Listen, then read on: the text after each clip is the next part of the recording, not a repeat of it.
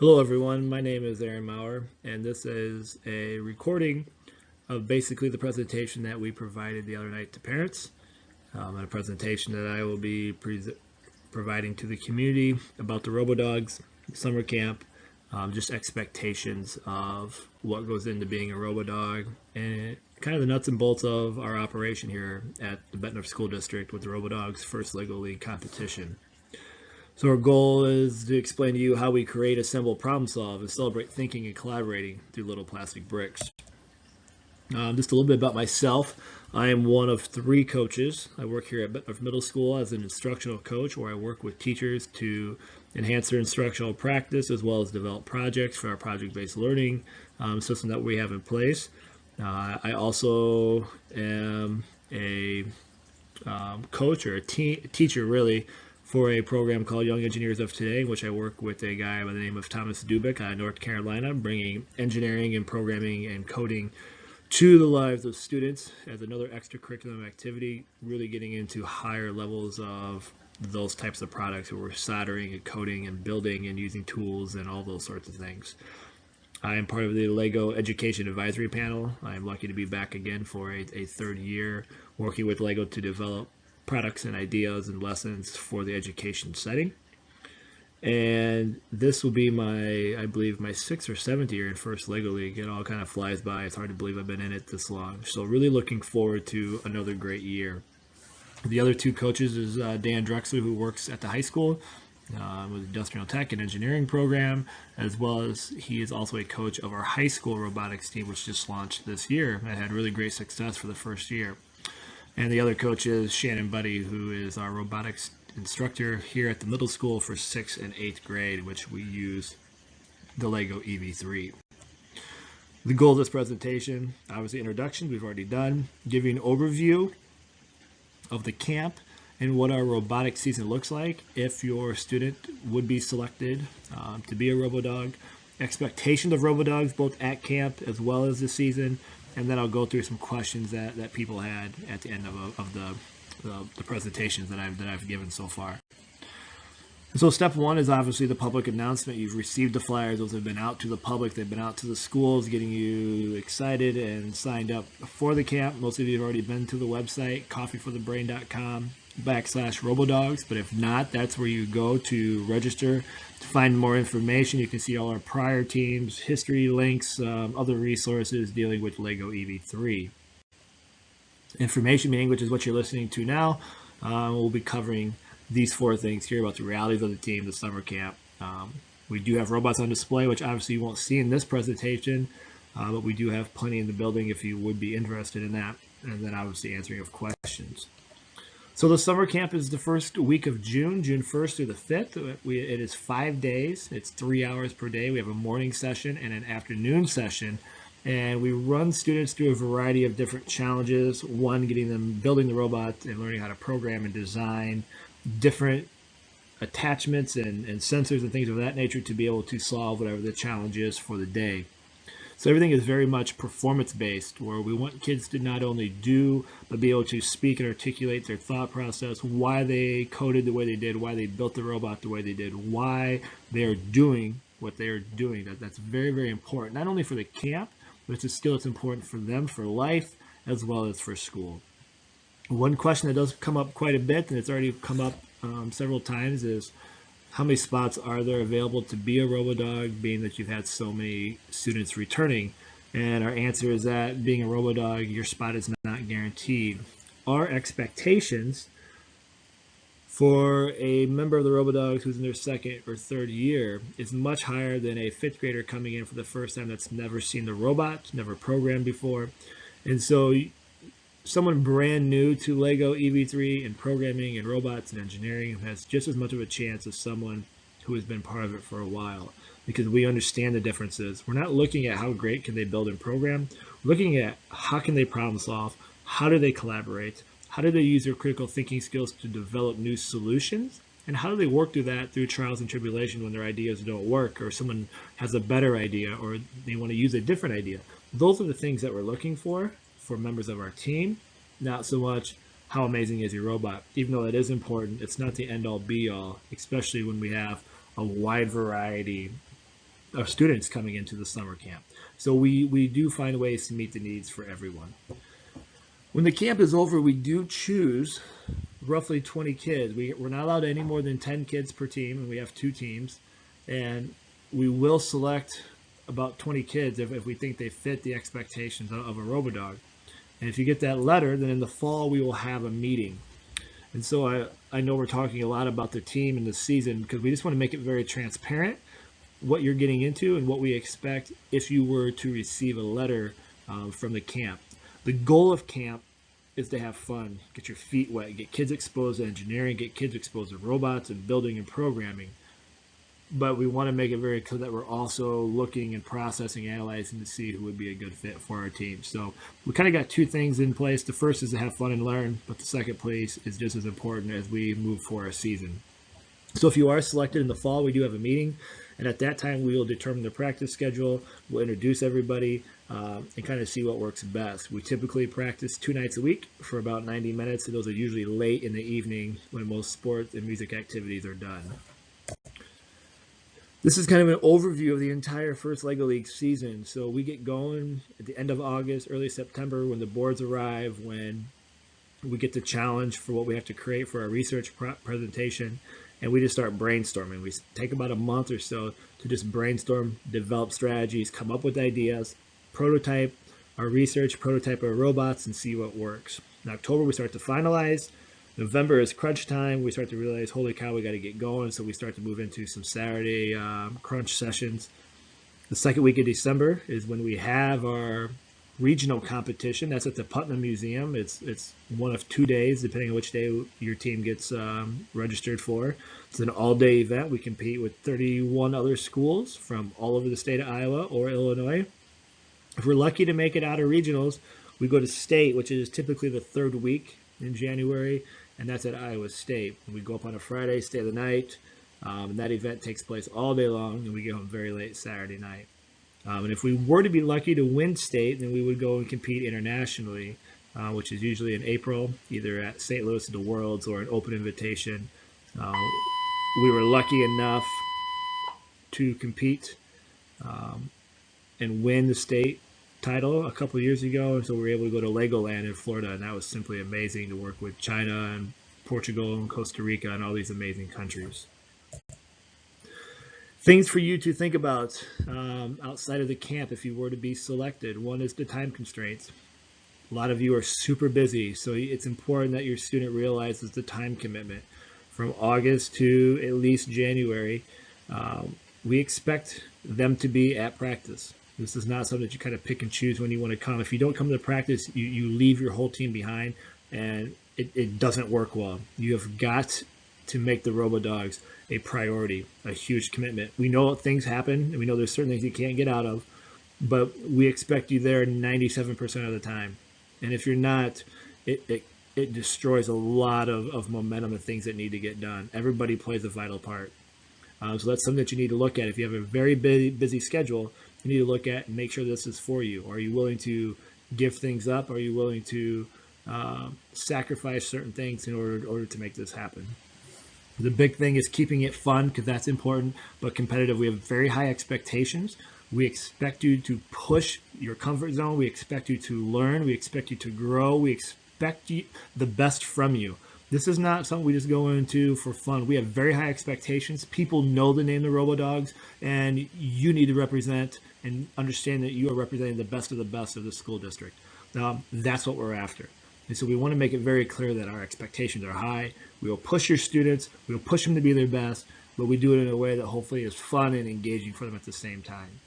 And the last piece is that we have 5th grade through 8th grade. So these grades all work together. We expect our 8th graders who have been part of the team for a while to mentor the young ones, and we expect the young ones to offer their insights when they have them. And so you have to understand your role. You have to understand when you need to capitalize and speak up. We also need to understand there's certain times where you take a back seat a little bit and listen and let somebody else use their expertise. And so that piece is always a big element to what we do. So what are we looking for in the quality of a Robodog? You can see here 2 of our former Robodogs moving on to the high school. And this right here, all right, the smile on their face is key. we've got to have fun, and we've got to be able to work together as a team in order to make that happen. And so that's the first order of business. You've got to be willing to be able to work with other kids, other students, and push one another. And this is not an individual type thing. You've got to be able to work and network with your teammates, the community, parents, and teachers. So to emphasize again, it's that teamwork piece. There's a lot of time together with your 9 other teammates. You have to be able to collaborate, and collaborate means to listen. It means to work cohesively at the same time on an idea, not just dumping off things you don't want to do. You have to form connections with kids you never worked with before from different schools. And you have to be able to communicate. You might have the ideas in your head, but you have to be able to get those out in a way that makes sense to everybody. One thing the first LEGO League stresses, which is vitally important, is gracious professionalism. You have success or things go well, you want to celebrate that, but you don't want to brag. So we're looking for good qualities in kids. Are you someone that's proud of your work? Are you willing to work very hard, push the envelope, and not settle for mediocrity? Are you willing to help others when they struggle? You see a team drop the robot, do you help pick it up and help build? Or a teammate's just not quite getting the workload done, are you helping them out? That's what we're looking for. It's not being critical, it's not pointing your finger and laughing, but it's those things that make you a good person. That's what we're after. You have to be a problem solver. So if you don't know how to do something, what are you going to do about it? Are you going to go learn? Are you going to go to those people on your team that can? We can't afford to have students that just settle and go, I don't know. That's not how this process works. That's not what we're looking for. We're looking for those kids that are willing to work together, that are dependable, that are going to get their job done so everybody plays their part to get to these solutions, to get to this next level of learning that's going to help you out in school, in high school, college, the real world, the job force, just daily life with family. And so we're keeping a very close eye on those things. And that's the expectation throughout this long season. There's ups and downs. There's times where things work, and there's times where things do not work and do not work and do not work. How are we going to work through those? The last thing is you have to remember that we're in it for the good. We want to have fun. We want to celebrate our successes. And you can see right here, parents. Parents are vital. We are coaches. The kids are kids. But without parent support, without parents playing their role, this doesn't work. And so parents are just as much part of this team as anybody else. And without parents, we do not have the success that we have. And we know that. We appreciate it. But we also want parents to realize that if you're going to commit to this team and your son's going to commit to the team, you're committed to the team. And this has to be something in which the student wants to do it. If this is just a parent push, it doesn't work. The kids get really frustrated quickly. So really have that tough, honest conversation about what's expected with your son or daughter, and make sure that this is what they're after. So the first LEGO League has about 290,000 students from around the world that compete in this competition every year, grades 8 through 16. US, it's 8 through 14, but over in Europe, you can be up to 16 years of age. And so there's about between 470 and 500 teams in the state of Iowa that compete every year, and 72 get to go on to state and compete. So the competition has 4 elements here. The first, you can see right here, are the challenge mats. These are 8 by 4 foot boards, variety of anywhere from 12 to 18 different challenge or missions, and we have to figure out how to build a robot from scratch and program it to accumulate as many points as we can, as you can see here, in 2.5 minutes. So we have no instructions, we have no framework, we have to develop something from scratch. And so parents and students that tell me all the time how great their kids can build from instructions, that's great, but it doesn't really help us much here, because we've got to be able to think on our feet. And you compete with everybody, you get 3 runs, and your best score is the best score. And you typically need to be in the top 10 to even be considered for any sort of award. And so this is, every board gets challenging and more challenging every single year. But that's what we look at. And so we don't see the board, we won't get it till August, and at that point we can break it down and develop strategies, what kind of robot we need to build, what sensors we need, what kind of coding we need to do in order to amass as many points as possible. The second part is the students take their robot to a room with engineer judges, and in there they explain why they built the robot the way they did. why they programmed the way they did, how they came to this conclusion, who did what, what's the teamwork components. And so this is, once again, communicating and showing from start to finish your journey. Why did you do what you did? And how do you know that it works? And what did you learn from the process? All those kind of reflective questions come out, as well as demonstrating your robot and making sure that it works in front of judges right there. The third part is a research presentation. So as much as the robot's important, the robot really is only 1/4 of this, because the robot presentation is speaking, communication, collaboration. And then we have the research, in which they give you a challenge. You have to prove that there's a problem. You have to prove that you know that the problem exists. And then you need to get out to the experts in the field. You need to start making prototypes and developing that thing as you go through. So the key here when we talk about research is not just what most of us assume with research, in which you have to go find 10 facts on a state or understand the state capital. But this is, as I said earlier, finding the problem, identifying the problem, proving a problem exists, and then coming up with solutions to that problem and being able to prove that it works. So it's truly project-based learning. It's moving from information into action and being able to justify why your answer is the best answer. So it's really, really exciting. But I know when we say research, a lot of kids cringe, but it's not terrible research. And then the last piece, the last component of the competition, so the fourth one, is a core values, in which the kids go in a room with judges. Nobody's allowed to be in there but them. They're given a problem, and they're completely judged on how they work together and how quickly they solve the problem. And so once again, those core values, that collaboration, communication, gracious professionalism, how we treat one another, how we work, who's the leaders, who kind of understands their roles, all those things come into play once again. And so you can see in the competition, the robot is really just 25% of your day. Everything else is about those life skills that we all need to be positive contributing members of society. And so the robot hooks kids, but we want to make it very clear that it's much more than just robots moving on a mat. So this year's theme is trash. And so this is what they've posted. We don't have any more information. They'll post it later this year. But trash is a problem, and so we'll probably have to design something to help eliminate or reduce trash. And then our board, for the challenge board, will be all focused around trash. And so really excited for this one. I think this is going to be a really good year, and I really like this theme. So the last is just some Q&A. For the most part, the questions were just simple things about the robot. I mean, making it clear that, you know, if someone's never seen the robot or used it, it's okay. And just that reassurance piece. And so we're in it. We're excited. We are pumped. I would just remind people again, if you haven't signed up and registered and made your payment, it is first come, first serve, and we're down to about 10 spots in the afternoon session. The morning session is sold out. And so you can sign up. That holds your spot, but it's not guaranteed until payment comes in. And so say we have 35 people for the afternoon spot that sign up. It's the first 30 that get the money in. So if you have questions, please reach out to me. I think we've covered most of it.